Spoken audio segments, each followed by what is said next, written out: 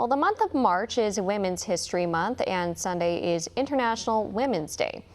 Data shows the current unemployment rate for women is the lowest it's been in 75 years.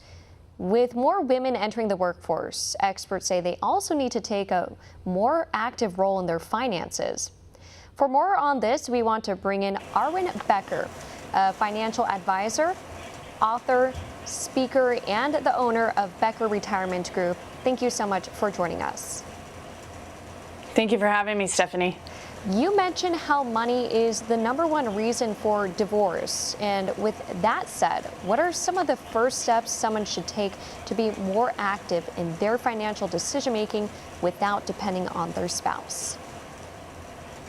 Well, I think very simply stated, you have to, especially as a woman, you have to take sole responsibility for your financial picture, even if you're married, because women and men think very differently. Women tend to go with the intangible of that emotional piece of, I just want to be okay, whereas men tend to be a little more goal driven. So first, best understanding how the two of you see money individually and then getting on the same page. But really, I guess, from the 30 women's events that I give per year, I really just teach this message that whether you're married or single, the sole responsibility really falls on you to have your finances in order, because 80% of men die married and 80% of women die single.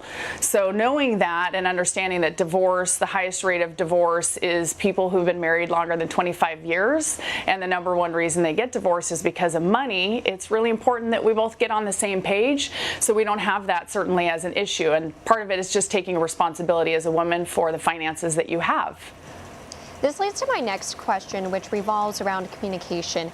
How vital is it to discuss finances in order for a marriage to succeed?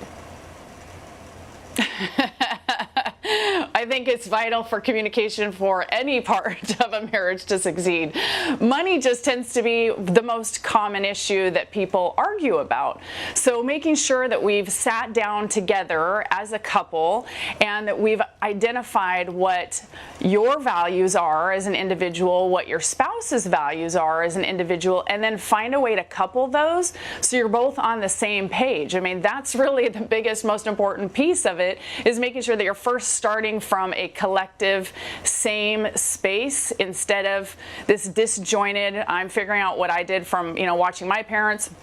My spouse is figuring out what they did from watching their parents, but we've got to make sure that both of us are communicating on that, and that really starts from day one.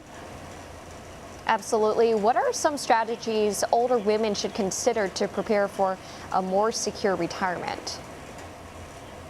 Oh, geez. Well, first is just getting educated. I think a lot of times, and it's part of what I've seen in the industry, that even though women are empowered, women, almost 50% of the millionaires in the country are women. Women graduate undergraduate and graduate school at a much faster pace than men. There still tends to be a more heavy weighting towards the male counterpart handling the finances in the home, and a lot of times just out of sheer amount of time.